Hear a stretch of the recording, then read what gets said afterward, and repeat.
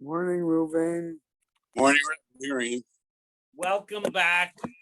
How is your Thanks. Baruch Hashem. Baruch Hashem.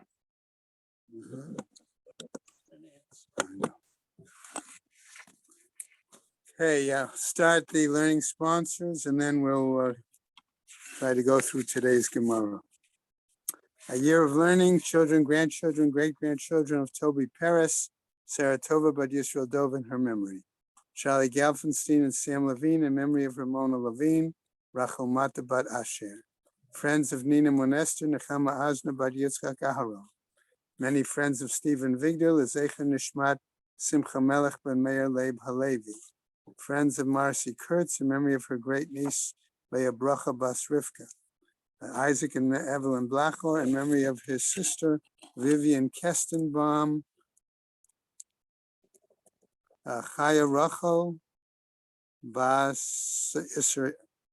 Month of Learning by Carolyn Jar Sanborn in memory of her mother, Yita Bat Nachman Ben Yaman. Mel and Haran Haller in memory of his brother, Yaakov Ben Avraham.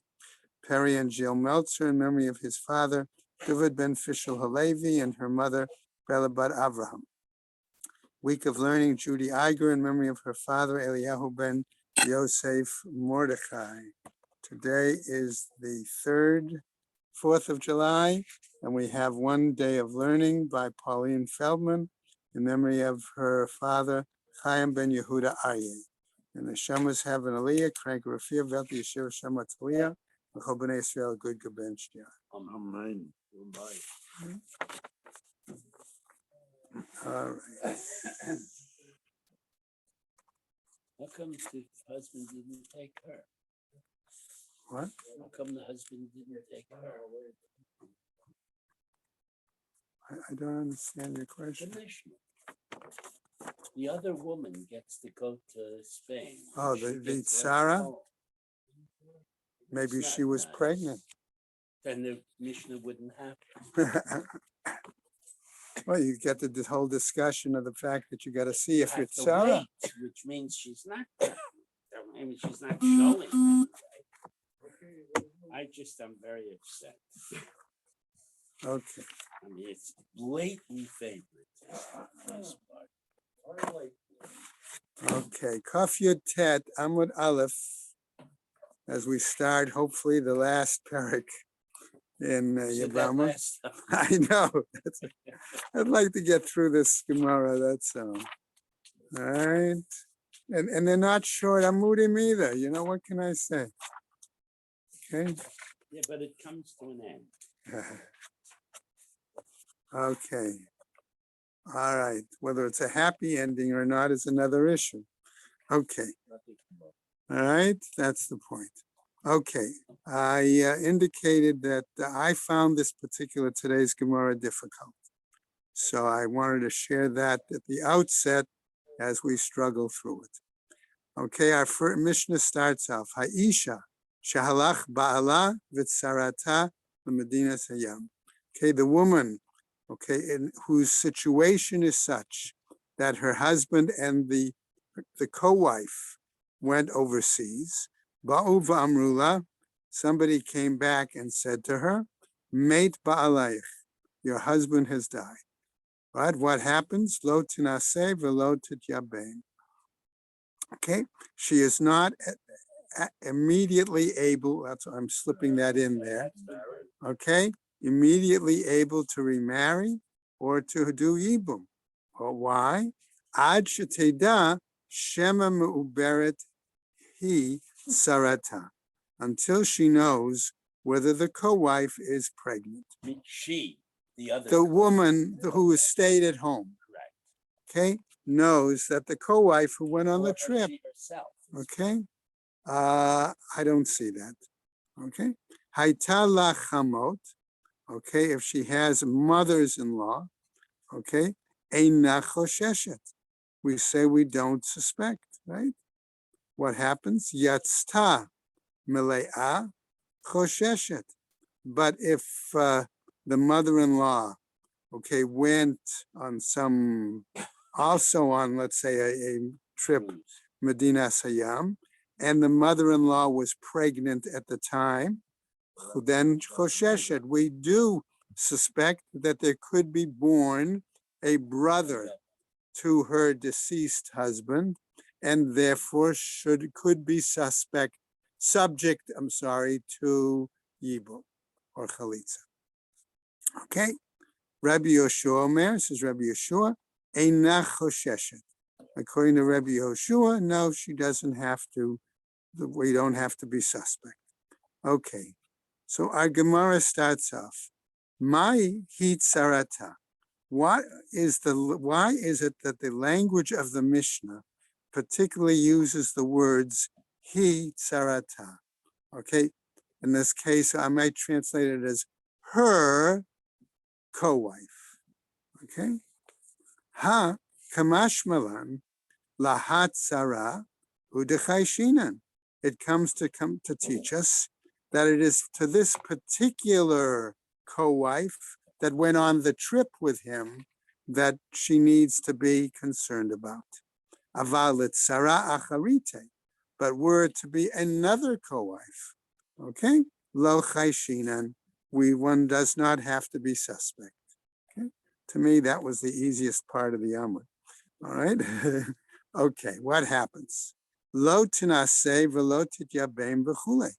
So our Mishnah said that she may not immediately marry, okay, or have yibum. We know already from past Gemaras that she has to wait 3 months and a day, right? We learned that previously, okay? So why does the Gemara have to tell us she does not marry and does not do yibum? Bishlema yavume lo. That's understandable if we say that there is no yibum. Why? The dilma mi abra, that perhaps, okay, somebody is pregnant, okay? Ukapaga be'eshet ach deoraita, okay? And that there may be, if the tzara is pregnant in this case, okay, since we don't know about her, okay, it could very well be that by proceeding with yibum, she would be over on erva deoraita. Correct? Okay. Elet lo tinaseh amai. But to say she cannot marry, why is that the case? Halach achar rov nashim. Because we follow the majority of women. V'rov nashim et abrot v'yoldot. And the majority of women, when they become pregnant, they give birth. Okay? So, Lema Rabbi Meir. Perhaps we should assume that therefore our Mishnah is authored or edited by Rabbi Meir. Why? The Chiyesh L'miuta. Because maybe we're looking for the minority. Okay? All right? Maybe. All right? And we know from past learning that that is a practice of Rabbi Meir. Okay? So the Gemara picks up, however, and tells us, Afilu Tema Rabbanan. Maybe we might say that our Mishnah is not just according to Rabbi Meir's view, but also according to the Chazal, to Rabbanan. Why? Ki azle Rabbanan batar ruba. Because the rabbis generally follow the majority, as we're going to see momentarily with some examples. Ruba de ite kaman. Present. Okay. In other words, what they want to follow is a evident majority. Okay. Evident is the language that Koren Art Scroll translated it. Okay. All right. All right. Come on. When it's present. All right. An evident majority that's present. Kigon, as in the example, Tesha Chanuyot, with the Gemara that talks about the 9 stores and the one trade store. Or another example, the Sanhedrin, or the example of the Sanhedrin. Right? Okay, when they take a vote in certain situations. Okay, aval ruba delite kama, but where we have a situation where we don't have a clear, evident majority, lo azle rabbanan bataruba. Then the rabbis do not follow the majority. V'harei katan uktana. But wait a second, says the Gemara. What about the example of a male minor or a female minor? Deruba delite kamanhi, where there we do not have a clear majority. Va'azle rabanan bataruba, but nevertheless the rabbis follow the majority. The Tanya, as was taught in a Braita elsewhere, katanu ktana lo chotzin velo miyabmin. We say that a male minor or a female minor does not do chalitza nor yibum. Divrei Rabbi Meir. That's the view of Rabbi Meir. Amrulo, and the Rabbi Meir. And so the sages, other sages said to Rabbi Meir, Yafe amarta she'ein chotzin. That's correct where you said, okay, that they don't do chalitza. Why? Because our pasuk says, Ish kativ beparsha, that the word Ish is written in the section dealing with Yibum and chalitza, umakshinan isha le'ish, and we make the association between a woman and a man. Elamatam ein miyabmin, but what is the reason that we say that that minor male cannot do Yibum? Amar lehem. What? Okay, Amar lehem. So he said he might respond, Rabbi Meir, Katan Shema Yimatzei Saris, that the minor, maybe it might turn out that he is a Saris, incapable of producing, right?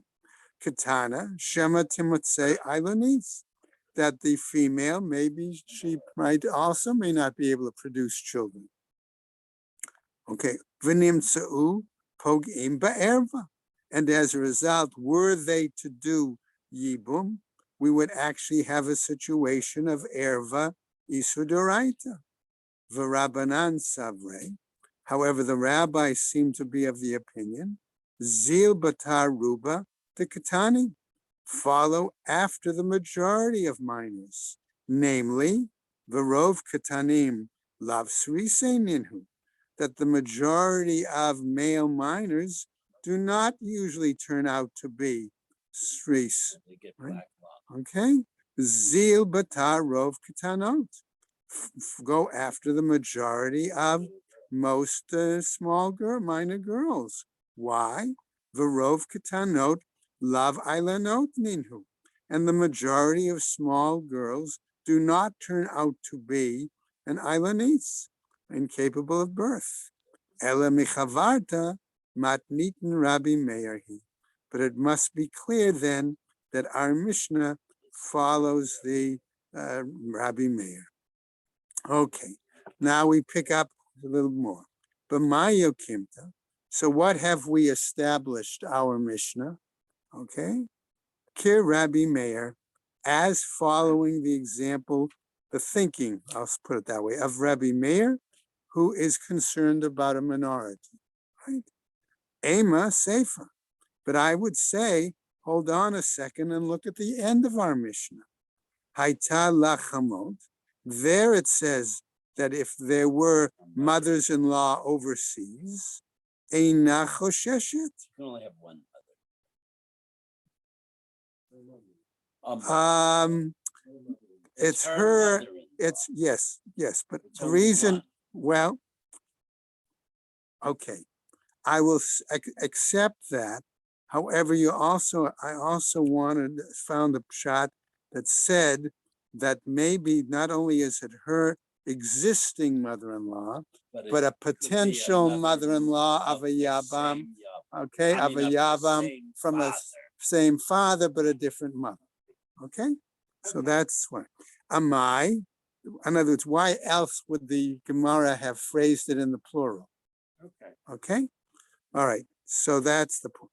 Anyway, so why? What's the question? Halach achar rov nashim. We follow after the majority of women. Okay? V'rov nashim mitabrot v'yoldot. And the majority of women who become pregnant give birth. But what happens? Mi'ut mapilot. A minority of them have miscarriages. V'chol hayoldot. And those that give birth, mechza zecharim, mechza nekevot, half for male, half for female. I didn't get a chance to look at Talmudology, but I would have thought that he would have responded to this He particular. only talks, so far, he only talks about it, are you really better off miserable and married? Right. But I would have thought that he would have Ill will addressed this particular piece in the Gemara too. Okay? So, right. So what problem. Even happens? with counting miscarriages, it is rove boys. Okay. So the Gemara now goes on. Samuch miuta de mapilot. You associate, I'm going to use that word, the minority of miscarriages, lemechza nekevot, to the half that are female, right? And what do you get? Vahavu lezicharim miuta. And the result is that the males are a minority. V'lichush. And therefore, shouldn't we be suspect? Only according to Right, okay. Dilma kevan de ichzika lashuk.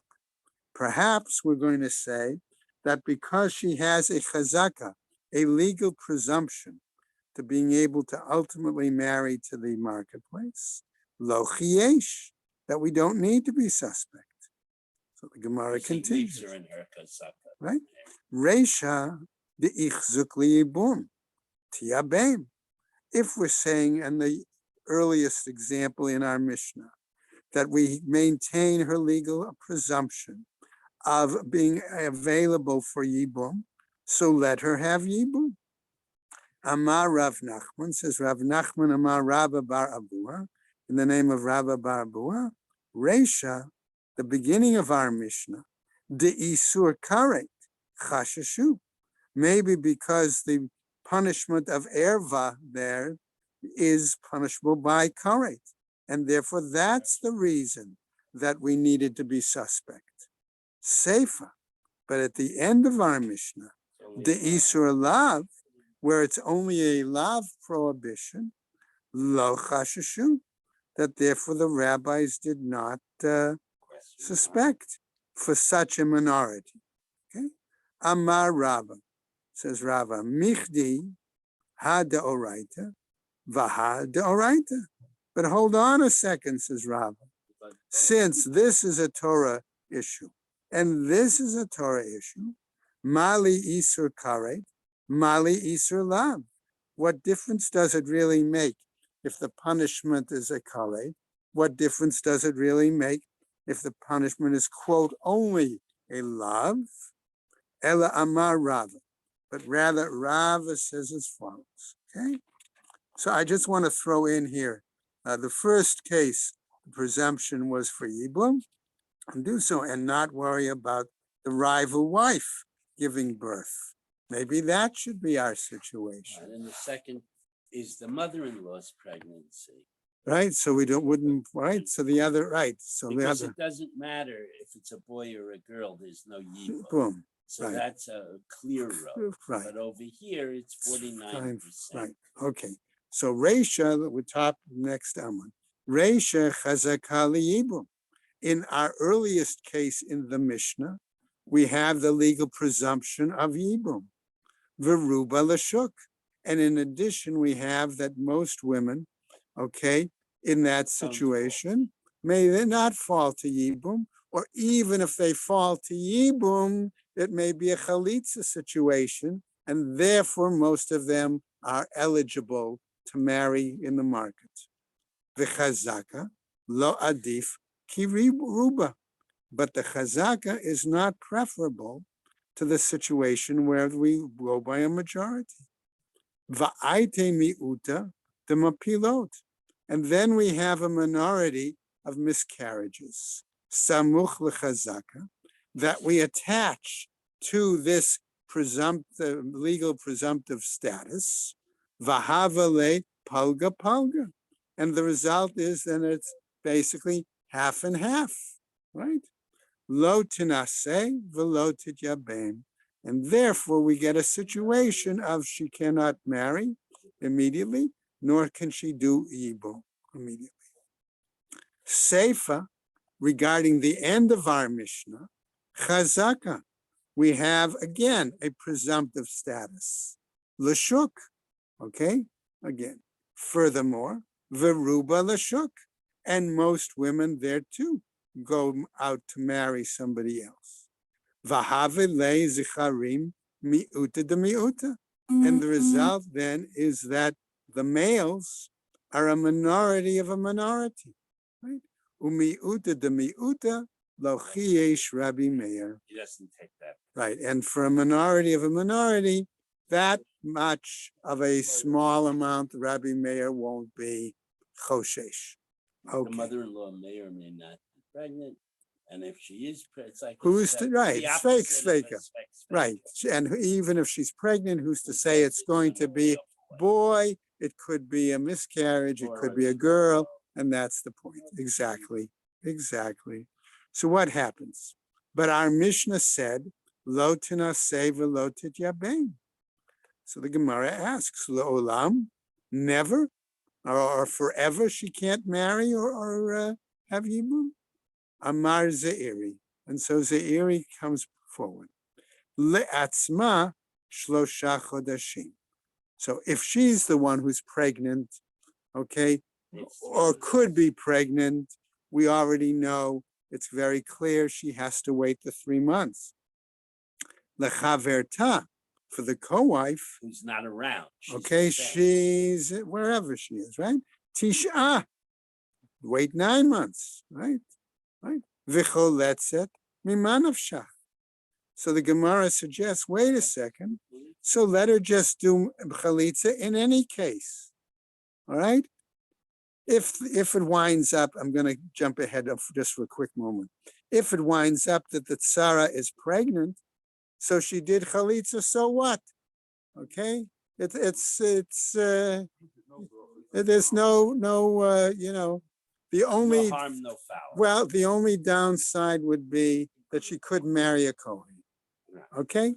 All right, so let's go on now. Okay, v'choletzet mimanavshach. So let her do chalitza anyway, suggests the Gemara. Rabbi Chanina Amar. What does Rabbi Chanina say? Le'atzma. If we're talking about herself, I agree to what to what he said. 3 months, shlosha. Lechavarta leolam. To the co-wife, she has to wait In a undecided specific amount of time. She could have gotten pregnant 2 months later. We have to wait and see what happens, And basically. it's always Right? But in theory, it should be 2 months or a year at the stretch after the death of the husband. Right, right. It's not really the husband. Right, right. Le'olam here is a bit of an exaggeration. Okay. Well, we said Rebbe held that a pregnancy could last as long as a year. We Okay. learned that already. Okay, but the implication is That she there has is to an wait. end. Right, there is an end, but you have to wait and see. Okay, what happens if she doesn't get Still, chalitza, whatever. mamana. So the Gemara still raises its same question. V'tachlotz mimanavshach. So let her still do chalitza in any case, right? Okay. What? It's an exclamation mark. Right. Right. Right. But let her do chalitza anyway. Okay. Abai bar Avin, Rabbi Chanina bar Avin, Amrei Travaihu, the two of them said, Gzera Shema Yehe Vlad ben Kaima. Perhaps the rabbis did a decree here, lest the progeny be existent. V'nimtza ata matzricha kruz l'kuhuna. And therefore you would need to make an announcement, okay, whether or not she's eligible. No. No. No, I Abai, said that already. yeah, Rabin Bechanina, right. Le'olam tachlotz mimanavshach. Then we did Abai bar Avin, Rabbi Chanina bar Avin, Amrei Travayu.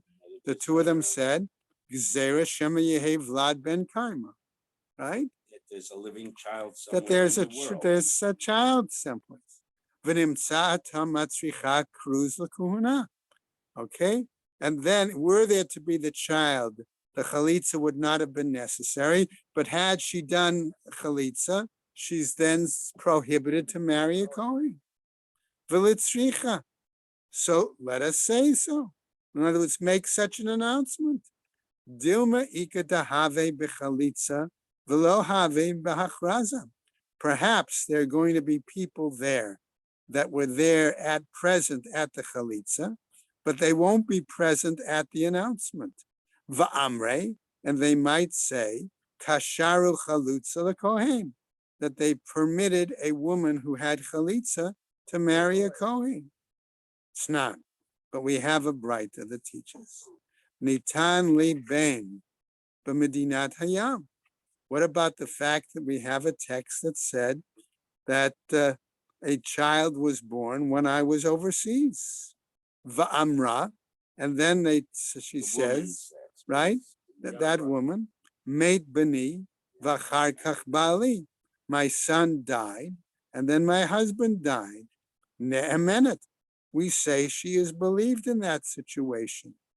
Mate bali v'achar kach bani, my husband died, and then my son died.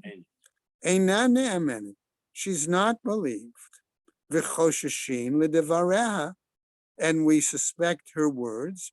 V'choletzet v'lo mityabemet, and in that situation, we require there be chalitza and no yibum. Okay, so there they clearly do act, okay, to go ahead and require the chalitza.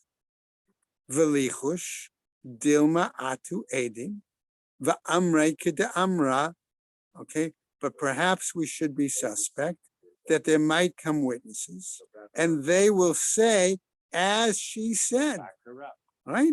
V'nimtza ata matzricha chruz l'kuna, and then we would find that it's required by us to make this announcement regarding the Kohanim. Amar Rav Papa, says Rav Papa as follows. Big Grusha, maybe we're talking about a situation where the woman was a divorcee. Rav Chia Barei de Rav Huna, Amar, what does he say? Ba'amra, but it says, she says, Ani v'hu nachbehu b'ma'ara, or maybe I and he were hiding in a cave. Okay, so that's the point. That so the end. She's not believed. Where there's a question of how can she say, how can she say who died first and therefore not require yibum or chalitza? Okay, we get to a new Mishnah now. Okay, I'm just trying to. Okay, matniten. Right, we now have our new Mishnah. Shtei yibamot, two sisters-in-law. Okay. Okay, and in this situation, what happens? Okay, of brothers, and they both die without children. The brothers, okay? Zo omeret made ba'ali. One says, my husband died. Abramovitz, okay, one married to Abramovitz. Al Abramovitz, okay, right? And the other was married to Bernie Abramovitz, okay? So they both say, both Al and Bernie Abramovitz, all right, died. Okay? Zo omeret made Bali, Zo omeret made Bali. This one says my husband died, and this one says my husband died. Zo asura mipnei ba'ala shel zo. This one is prohibited, okay, because of because each can't testify. they can't testify for each other. Right? V'zo asura mipnei ba'ala shel zo. And this one is prohibited because of the husband of the other. They can't testify for one another. Lezo edim, or let's say there's a situation, says our Mishnah, where lezo edim, that this one has witnesses, lezo ein edim, and this one does not have witnesses. Et sheyesh la edim, the one that has the witnesses, asura, she is forbidden to marry to the shuk, right? Ve'et she'ein la'edim, but the one who does not have witnesses is permitted, right? Why? Because The question being the status of the Yabam. Okay, lazo banim, lazo ein banim. Or let's say one has sons and another does not have sons. Et sheyesh labanim, the one that has the sons, muteret, she's permitted to go ahead and marry. Right? No need for yibum. Ve'et she'ein labanim, but the one that has no sons, asura, she is prohibited. Why? Right? We don't have any support to her claim. That the other woman's husband's death is only her word. So the Right. second woman Can't marry. Can't rely on. Right. Nityabmu umetu hayibamim. Let's say both of them had yibum. There was a third brother, okay, or a fourth brother, all right? And they did yibum, and the yibamim died. Asurot linase. They are prohibited to marry, right? Rabbi Elazar Omer, says he, Ho'il v'hutru liyabamim, hutru l'chol adam.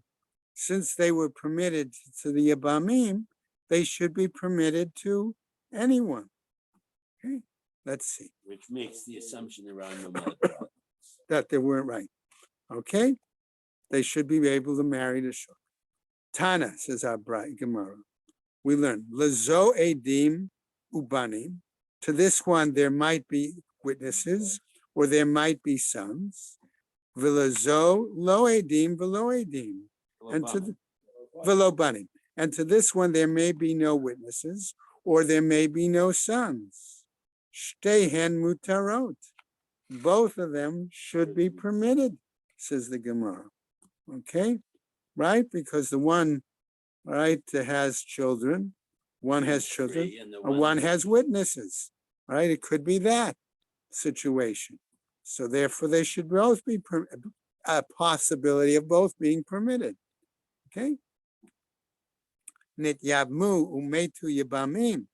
But if they had yibum and the brothers-in-law died, asurin linase, then both of them should be prohibited to marry, right? Right, because of the death of the Yabam. Rabbi Elazar Omer, Ho'il v'hutru liyabamim, hutru l'chol adam.